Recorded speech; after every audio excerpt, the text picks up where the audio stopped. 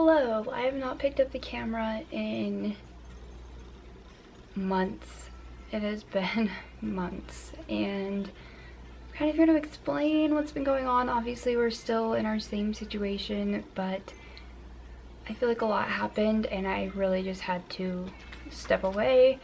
So I'm kind of here to explain why I disappeared. I'm sorry if you hear Coco Melon in the background. I have Bennett with a snack and Coco Melon, so I can hopefully get this filmed, because obviously we're in such a tiny space that I only have, so many places to go. I have some notes here, so that's why I might be looking down, just because, like I said, there's a lot I need to kind of cover. The last that I really picked up the camera would have been KyndalRicks' birthday, which was back in September 2nd. And I never posted that vlog. I started editing it. I was kind of getting caught up on YouTube things, and I was feeling, really good about it. And, I felt like I was maybe kind of getting into my groove again. And I was taking on like a few more sponsorships, or not even sponsorships, more partnerships. They weren't paying me or anything. I'm gonna say that I'm going to be very vague, because there are things that I don't want out on the internet, just out of respect for, Kenny, or, my kids. Like, I don't want to put anything out there that could potentially hurt them. Yeah, last time I picked up the camera was KyndalRicks' birthday, and something just very big and drastic, I guess, if that's maybe the right word I'm looking for. It's the first word to pop into my head, but just something very, very big and disruptive, maybe that's what I'm looking for, happened, and it kind of put a stop to everything in my life. I couldn't pick up the camera, I didn't want to vlog, I didn't want to get out of bed. I was very beside myself. I was like, I don't even know how to explain the feelings that I was having. I don't know, and maybe it's not the proper thing to explain because I have to be so vague, but just to keep it vague, short and sweet, is just something very, very drastic in my life happened. I mean, I didn't think it could get worse. This might give you a little bit more insight without saying too much, but if I'm being completely honest, Kenny talked me into thinking that, if we moved here, things would get better, we could focus on our relationship, and things kind of just kept falling apart. And, with us moving here, that was just the beginning of it. I thought that was the end, but it was just the beginning, and I guess sometimes things just have to fully fall apart. I guess, like, the best thing I can say is this big drastic thing happens, and I'm really just, I'm beside myself and really lost. I don't know what direction to take. I'm trying my best. Oh my gosh, this makes me want to cry. I'm trying my best to get myself out of bed to tend to Bennett, and make sure I'm there to pick up Hendrix from school, make sure they're fed, they're bathed, and dinner's still made, the laundry's still done, like trying to go about normal things. So I have the struggle of that. I have the struggle of us obviously being here, not in our own home. We're struggling financially because, Kenny took a major pay cut. Just because we're living here doesn't mean that we don't have bills. We have, storage unit, phone bill. Kenny needs tools, the kids need clothes, they need food, there's doctor bills, and you know what I mean? Like, the only thing we're not paying is rent. So it's like you have just the mess of that still, the stress of it, and then our vehicle situation was pretty awful. I mean, it kind of ran here and there. But I got to the point where, like, I would go to take Hendrix to school, I would put it in park, help him out, get him, where he needs to be, get back in the car, go to put it in drive, and it would just die. And it wouldn't start back up. And I'm, in the drop-off / pickup line. Sorry, I'm anxious. This is why I'm holding a pencil. It won't start. And so it happens a couple of times.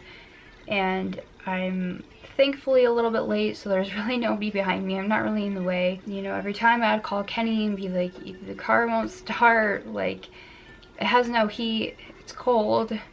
Every time this would happen, it would be pouring rain, so it's even more cold. And I'm like, I don't know what to do. Everybody's obviously a half hour away.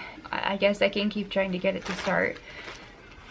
I don't know what would happen, but after, I don't know, 20 minutes, it would start again. I would get home, and then, you know, it would die again. But it's like I could at least make it home. And then the final time that it happened, again, pouring rain, and I can't get it to start. There's, you know, somebody from, I don't know if it's like a teacher aide or something, but it's like the people that, I'm sure you guys know what I'm talking about, but they stand out there and they help, you know, get the kids where they need to be, or they help them on or off the bus, whatever. So there's one of those girls standing there, and I just start cussing. I start losing it because, again, it's pouring rain. It's already freezing in the car because we don't have heat. And I'm just so over it, and I'm like, I can't take any more. And so she like knocks on the window and she's like, hey, it's okay, like it happens, let me see if I can jump you. And I was like, I don't have any cable. She's like, I do, I mean, I'm not very good at it, but let me go grab the principal, I'm sure he'd be happy to help. You know, 2 people trying to help me jump my car, it's not gonna start. No matter how many times we try, it's just not gonna start. Let me try calling my fiance again. No, we're not technically engaged, but I feel like I look a little less down upon if I say fiance versus like, oh, my boyfriend, let me call my boyfriend. This particular day, I did not bring my phone, and so I'm, you know, got yesterday's makeup on, my hair's a little bit crazy, you know, Bennett's in pajamas, and I have to walk into the school. Yes, baby. And I'm, you know, trying to call him, he's not answering, maybe the call isn't going through, I don't know. Like, I feel like school phones are weird, you have to push certain numbers, and I couldn't get a hold of him, and so I walk out of that building just sobbing as I'm trying to, you know, hold Bennett as close to me as I can to try to keep him warm, and I'm just sobbing as I'm walking back to my car, just praying that it'll start. Otherwise, I'm literally gonna have to walk home. What else am I supposed to do? I'm gonna have to walk home in the pouring rain, and like, I'm just at this point in my life, like, I just felt like I couldn't take any more, and I was just done. I couldn't do it anymore. And like, the sucky part of it all is it's like, no matter how done I was, is it's like tomorrow's always gonna come. I can be as done as I want to be, and it's like I'm gonna wake up, I mean, unless some crazy, you know, like, I don't know, I die of like just a random natural cause, I don't know, or, you know, some crazy accident happens, like, more than likely tomorrow's gonna come and it's gonna be the same thing. And just the thought of that, just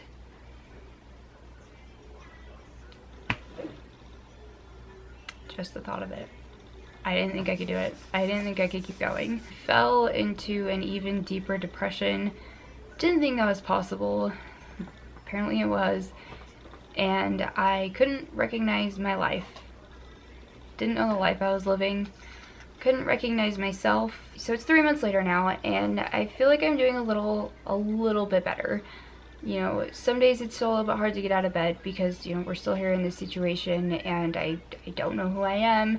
I've given up everything that, you know, I feel connects me back to me, if that makes sense, besides my kids, which obviously you know, I never take that for granted. I even tried going back to my old job, my old store, my, you know, I guess old manager. She would always be like, are you coming back? When are you coming back? We'd love to have you back. And so I went and worked for a couple days, and it just didn't feel right, and I was like, this just isn't for me.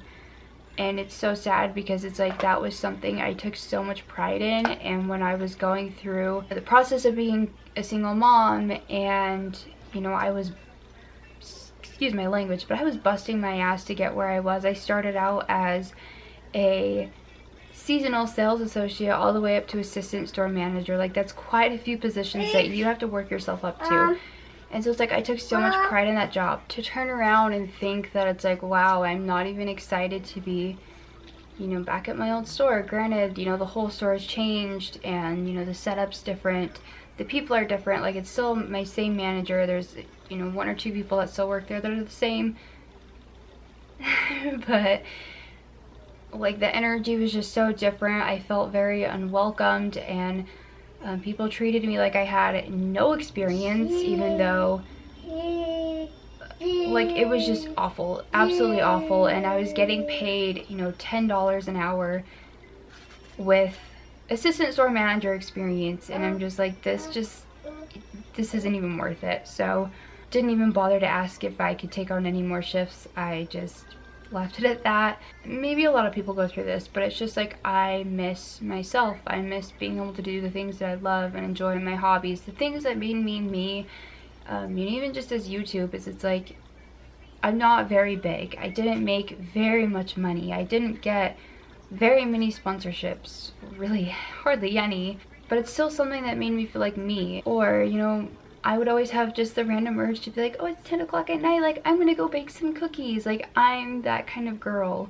I miss eating healthy, and I guess that's something I can do now, but it's just like when you don't feel like yourself, you don't recognize yourself, those are the things that I feel are very hard to do, is even caring for your own self. The question I get a lot is like, how are you doing? Are you okay? I hope you're okay. And I would be completely lying if I said that I was.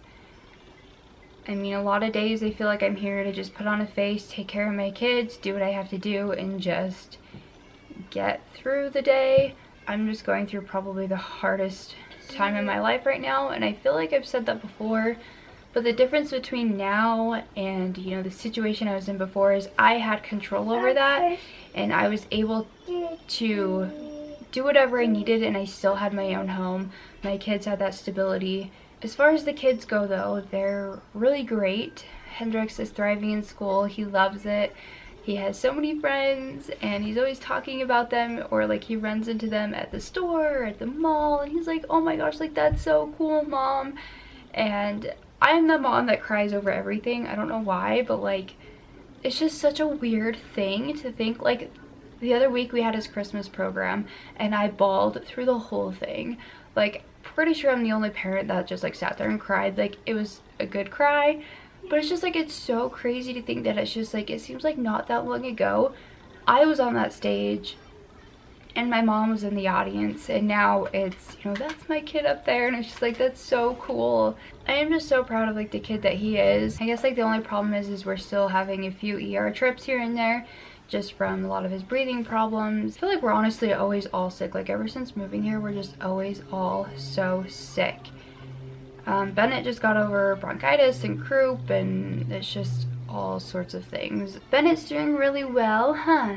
He's getting so big. He's almost 2. I mean, he's 18 months. This one, I need this one, but you could color on this one. Do you want some crayons? You're getting a very big vocabulary. Oh, he loves to show affection. Like, he loves to give kisses and hugs, and he's definitely like our Sour Patch Kid. Like, he can hit you, and then the next second he's just giving you the greatest, biggest of hugs and snuggles, and he's just our very big Sour Patch Kid, but we love him to death. And he like balances him out, because like Hendrix is just a very like tender, sensitive, like sweet kid, and then Bennett is like the complete opposite. I mean, he still has his sweet moments, but he's very much like the strong-headed, like it goes his way or nobody else's way, or he has something to say about it. I guess the last thing I could really update on is that yes, we're still living here. I have a few of you that maybe I haven't like explained this very well. I thought I did, but maybe I didn't. But I've had a few of you be like, oh, what do you want to start looking for a place? That's another problem. We've been denied every possible thing. Like I said, we've tried the lowest of rental companies. We've tried all of them. We've tried every rental company, but they all want a credit of $650 or $700. That's not always possible. We are, you know, in our mid-20s, and we have, you know, not some great things on our credit, and they're a little bit hard to get rid of, or they're high balances that we can't just go pay off. So we did try to apply for low-income housing, and we were even denied for this. And I cannot tell you how devastating this was, because we went in, we applied, and if you've ever applied for low-income housing, you know it's like a packet that's just so thick, and it's just like signing your life away. We got denied initially because we had a collection that needed paid. I didn't realize it was from our previous apartment. When we were living in Utah, we moved like right down the hall, so our first apartment there, our utility bill, something happened with that, and I never got like the finalized one. So I went to collections, and I had no idea. I mean, I have a lot of things on there, so it's kind of easy to miss that. So I went and paid this collection, let them know at the low-income housing place we were applying for, and they're like, okay, we're gonna reprocess it, we'll get you through to phase 2, like everything should be good. And I'm like, okay, cool.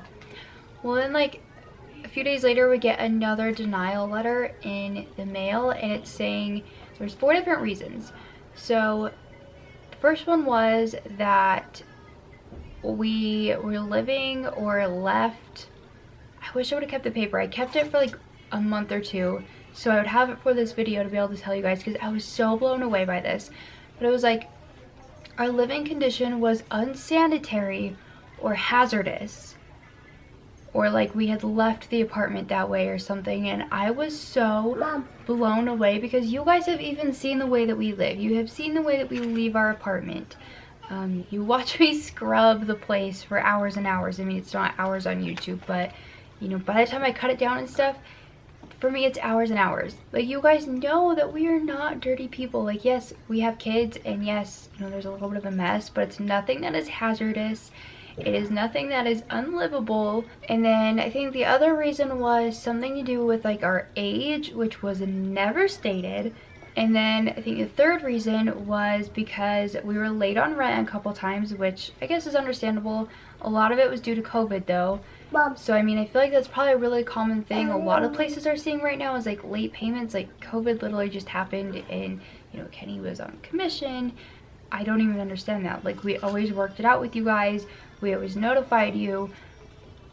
Like, you were always willing to work with us. And so I'm like, why would that even be said? Or like, if it was said, why wasn't it like, okay, but they did do this, or I don't know. So that was the 3 different reasons. There was a 4th reason, and I can't really remember what. Both apartments looked pretty much dang near brand new, and even when we moved back to Idaho, we got a little bit of our deposit back. So that is why we are still here, because we've tried every single route possible. We've even tried to see how much we'd be approved for if we were to buy a house, because we had one of Kenny's family members willing to help us with that, and I knew that was going to be a joke, but we've tried everything, and we're still stuck here, which is really unfortunate, because like I said, we're all always so sick, and it's kind of become a really toxic, negative environment. Very, very, very negative.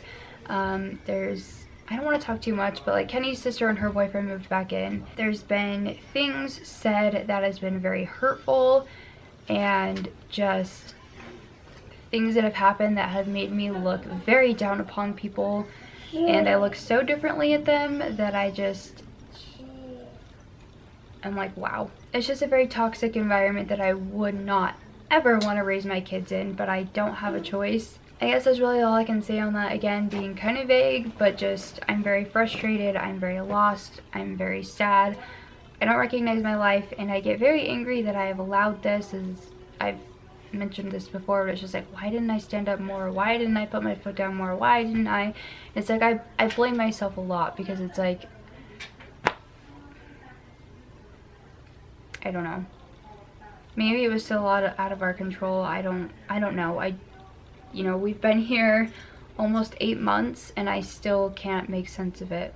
I feel like the holidays have been probably the hardest of it all. I think that's why also I disappeared on like YouTube and Instagram, because it was very hard for me to sit there and watch, you know, people moving or building their house, or decorating for fall, decorating for Christmas, doing all these fun things like Vlogmas and stuff, and it's just like, I can't look at that. It hurts way too much. I'm going to try to come back to YouTube. I can't say for sure when, or you know, anything of that sort, because I don't feel that I can vlog here and stuff.